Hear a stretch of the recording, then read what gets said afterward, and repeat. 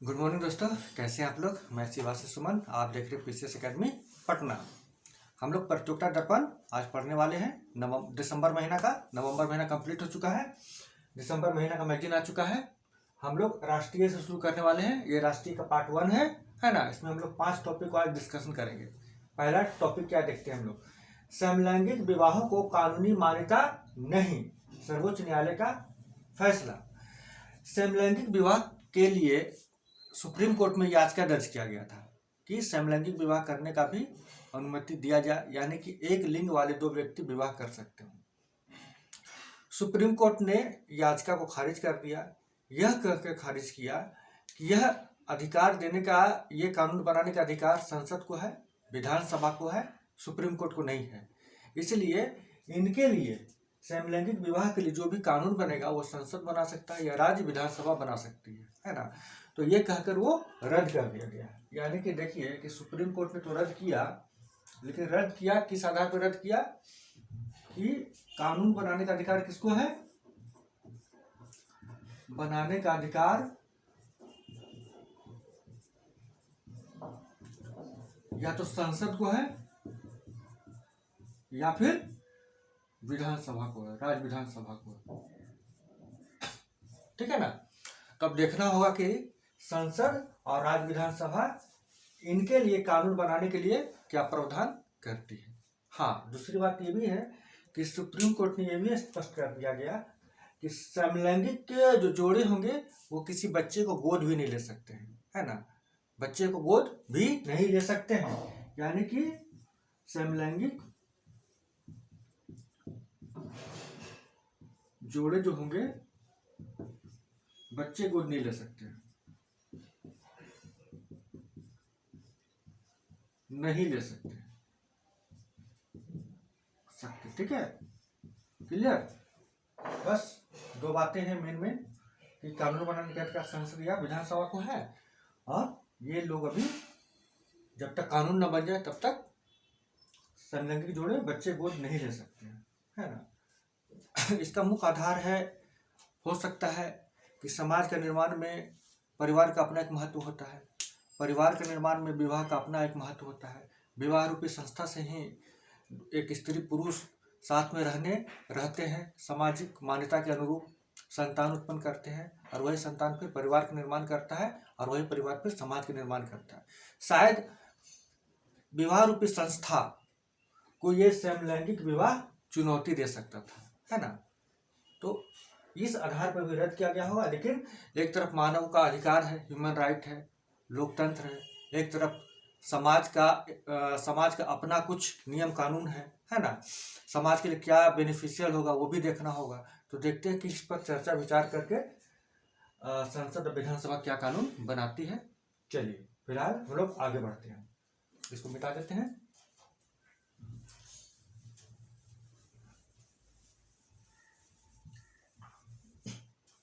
देखिए आगे क्या है।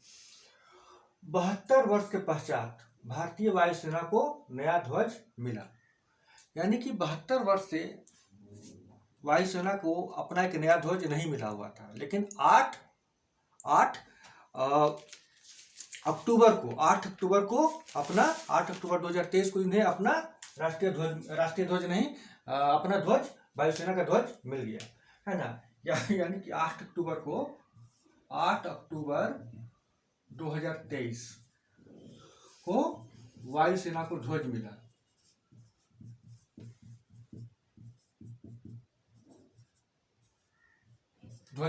ठीक है ना, इसका अपना एक ध्वज मिल गया। तो ये क्वेश्चन बहुत इंपॉर्टेंट है। आप देखिएगा कि आने वाला एग्जाम में ये क्वेश्चन कहीं ना कहीं आपको दिख ही जाएगा। मतलब इसको आप नोट डाउन कर लीजिए, दिमाग में बिठा लीजिए कि वायुसेना को ध्वज मिला है। कब मिला है? 8 अक्टूबर 2023 को। इसका अनावरण कौन किए हैं? इसका अनावरण किए हैं वी.आर. चौधरी।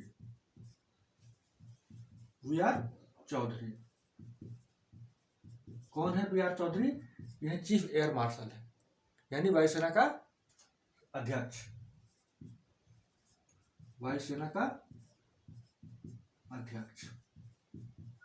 ठीक है। और ये इसका अनावरण किया गया, तो अभी जान लीजिए आप, प्रयागराज में प्रयागराज के बमरौली में, बमरौली का वायुसेना मुख्यालय, वायुसेना मुख्यालय में, क्योंकि इससे क्वेश्चन फिक्स रहेगा, इसीलिए इसका हम डिटेलिंग में आपको बता दिए। 8 अक्टूबर 2023 को राष्ट्रीय ध्वज मिल गया, उसका अनावरण भी किया गया। वायुसेना के अध्यक्ष air chief marshal B R. Chaudhary के द्वारा किया गया है। और ये वायुसेना का अध्यक्ष ठीक है, कहाँ किया गया? तो प्रयागराज में बमरौली नाम का स्थान है, वहां पर वायुसेना का मुख्यालय है, उसी में इसका अनावरण किया गया है। ठीक है ना? ये तो ठीक है, लेकिन सबसे इंपॉर्टेंट बात आप याद कर लीजिए कि जो ध्वज है उसमें एक वाक्य लिखा गया है। वो वाक्य देखिएगा एग्जाम में, आने वाला एग्जाम में किसी न किसी तरह से वो पूछ ही देगा। वो वाक्य लिखा गया है, जो झंडा जैसे कि ध्वज मिला है तो उसमें एक वाक्य लिखा गया है, यानी कि वायुसेना का आदर्श वाक्य है। वायुसेना का आदर्श वाक्य, वायुसेना का आदर्श वाक्य है ना, क्या है? नभः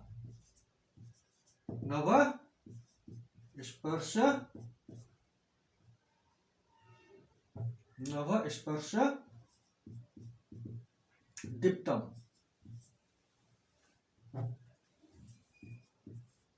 ठीक है ना? नभः स्पर्श दीप्तम, ये लिखा गया है।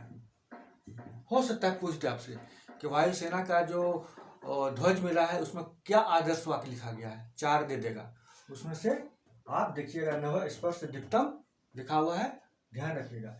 ये किससे लिया गया है? तो ये श्रीमद् भागवत गीता के अध्याय 11 श्लोक 24 है। गीता का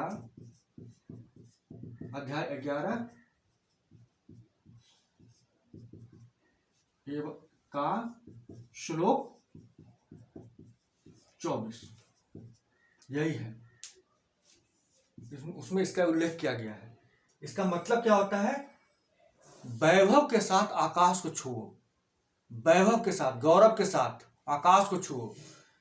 touch the sky with glory, English में कहते हैं touch the sky with glory, है ना? एक्चुअली होता क्या है, इसके पीछे का रीजन समझाते रहे। गीता में इसका क्या उद्देश्य है? जब श्री कृष्ण अर्जुन को अपना उपदेश देते हैं और उपदेश देते हुए अपना विराट स्वरूप दिखाते हैं, है ना, कि देखो मैं कौन हूं, और अपना विराट स्वरूप दिखाते हैं, तो अर्जुन देखता है क्या कि पूरा आकाश में तो श्री कृष्ण ही पूरा व्याप्त है, पूरा आकाश में श्री कृष्ण दिखाई दे रहे हैं, इतना लंबा चौड़ा, इतना दूर तक, जहां तक नजर जा रहा वहीं तक कृष्ण ही है। तो वही देख के वो डरने लगा और डर के बोलता है नभः स्पर्श दीप्तम, मतलब वो तो गौरव के साथ श्री कृष्ण जो जिनको समान समझ रहे थे तो गौरव के साथ आकाश को छू रहे हैं। तो यही वाक्य, आदर्श वाक्य वायुसेना को मिला है, जिससे हम लोग का वायुसेना को मोटिवेशन मिले कि हमें भी गौरव के साथ आकाश को छूना है ना, श्री कृष्ण का हमें आशीर्वाद प्राप्त है। ठीक है, तो बस यही है, इसको आप याद रखिएगा, नभः स्पर्श दीप्तम। हो सकता परीक्षा में कहीं ना कहीं आपसे पूछ लेगा। ठीक है, आगे बढ़े, चलिए आगे बढ़ते हैं।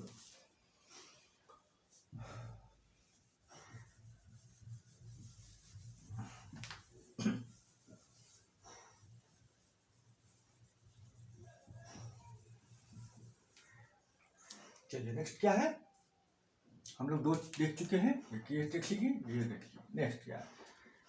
त्रिपुरा के 2 आतंकी संगठनों में NLFT और ATTF पर प्रतिबंध की अवधि में 5-5 वर्ष की वृद्धि UAPA 1967 के तहत कार्रवाई किया गया है। ठीक है, देखिए त्रिपुरा में 2 आतंकी संगठन मुख्य रूप से, वैसे तो बहुत सारे हैं, इसमें इसके छोटे छोटे और भी आतंकी संगठन है, लेकिन NLFT है, एक NLFT है, और दूसरा क्या है? दूसरा है आपका ATTF, है ना, ATTF। ठीक है, देखिए तो NLFT है नेशनल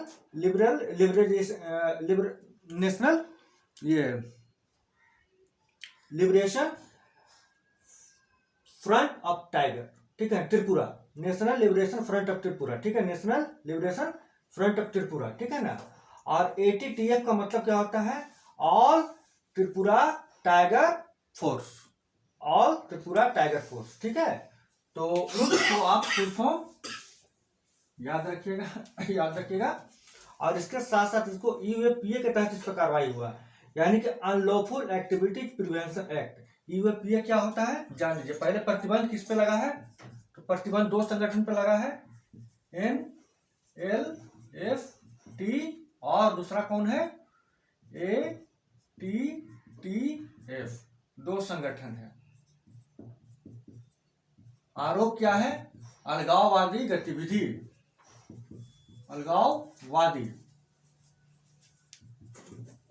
अलगाववादी देशद्रोह है ना, वो एक्टिविटी है जो राष्ट्र के लिए, राष्ट्र के सुरक्षा के लिए खतरा है, उसके तहत इस पर कार्रवाई किया गया है। किस कानून के तहत, UAPA,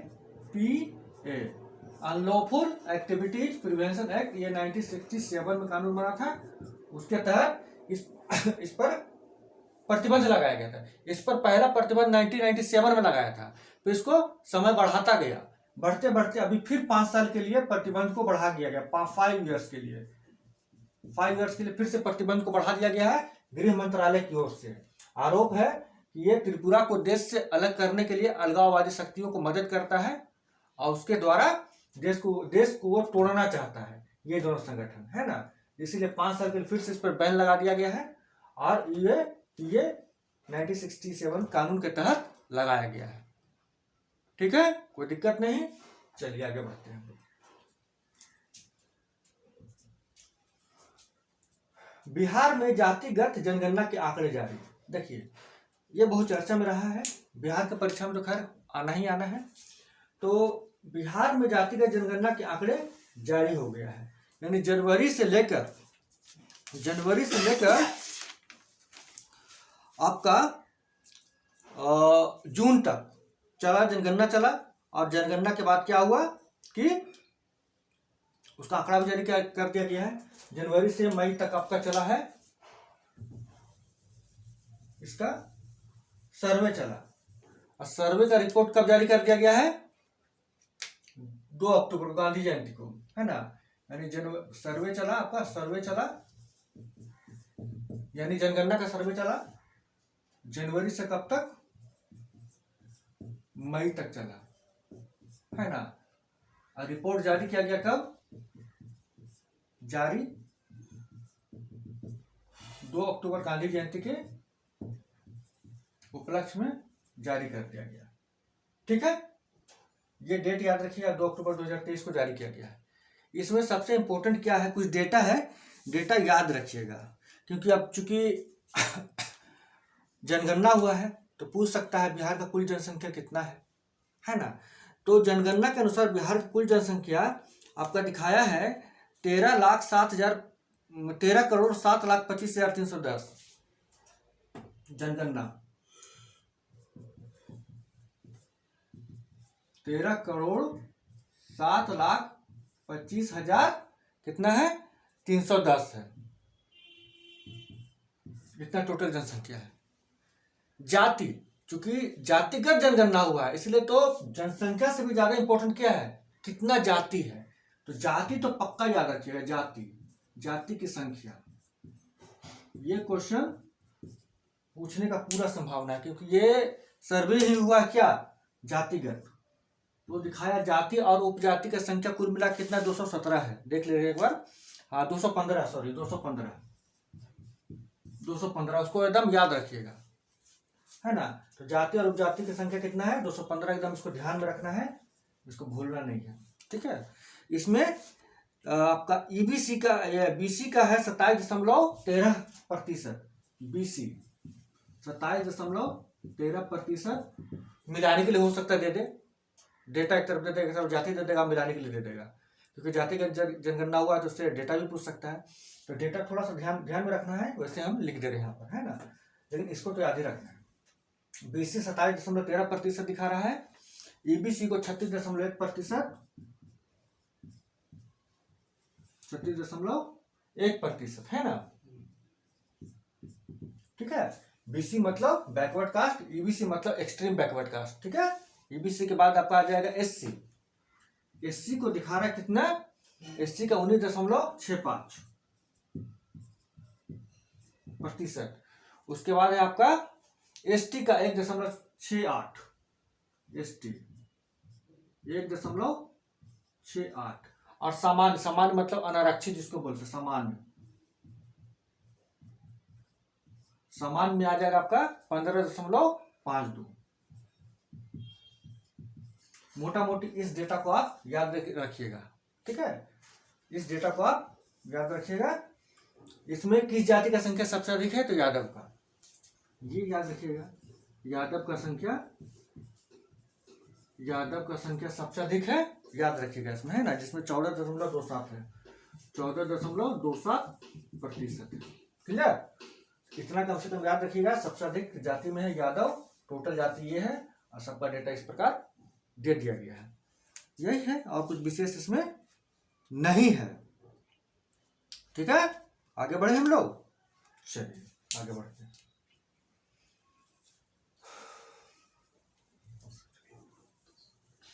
देखिए इधर पहले देख लेते हैं हम लोग। MP, राजस्थान, छत्तीसगढ़ सहित 5 राज्यों में विधानसभा चुनाव नवंबर 2023 में। अभी नवंबर का जो महीना है, नवंबर 2023 का महीना है, इसमें 5 राज्यों का विधानसभा चुनाव होगा। एकदम चुनावी मौसम गर्म है, खाली चुनाव प्रचार हो रहा है ना। तो चलिए इसके बारे में थोड़ा सा जानकारी ले लेते हैं कि क्या होगा। अभी तो रिजल्ट आया नहीं है, अभी तो चुनाव चल ही रहा है, तो फिर भी थोड़ा बहुत इसका जानकारी ले लेते हैं। मुख्य रूप से जब रिजल्ट आ जाएगा तब ज्यादा इंपॉर्टेंट क्वेश्चन बनेगा इससे, कि कौन सा राज्य में किसका सरकार बना, कितना सीट लिया, है ना, वो क्वेश्चन बनेगा। तो MP, राजस्थान, छत्तीसगढ़, देखिए कुल कितना होगा। MP में हो रहा है, राजस्थान में हो रहा है, छत्तीसगढ़ में हो रहा है, आपका एक है तेलंगाना में हो रहा है, और मिजोरम में हो रहा है, ठीक है, मिजोरम में हो रहा है। इतना राज्य में आपका चुनाव हो रहा है। MP में है कितना, 230 सीट है, विधानसभा सीट 230 है। राजस्थान में 200 है। फिर आपका छत्तीसगढ़ में टोटल कितना है, 90 सीट है। तेलंगाना में कितना है, 119 सीट है। और मिजोरम में 40 सीट है, मिजोरम में 40 सीट है, ठीक है। इतना सीट है, इसके लिए चुनाव चल रहा है। अपना अपना राजनीतिक दल लोग चुनाव प्रचार में लगे हुए हैं। देखते हैं क्या रिजल्ट आता है, और जब रिजल्ट होगा तो हम लोग उस पर चर्चा करेंगे। ये 7 तारीख से शुरू होगा, 7 से 30 नवंबर के बीच में सब चुनाव फिनिश हो जाएगा, ठीक है। फिर दिसंबर में सबका रिजल्ट एक ही दिन पब्लिक कर दिया जाएगा। तो बस आज के लिए बस इतना है दोस्तों। हम लोग फिर मिलेंगे अगला वीडियो में, तब तक के लिए नमस्कार।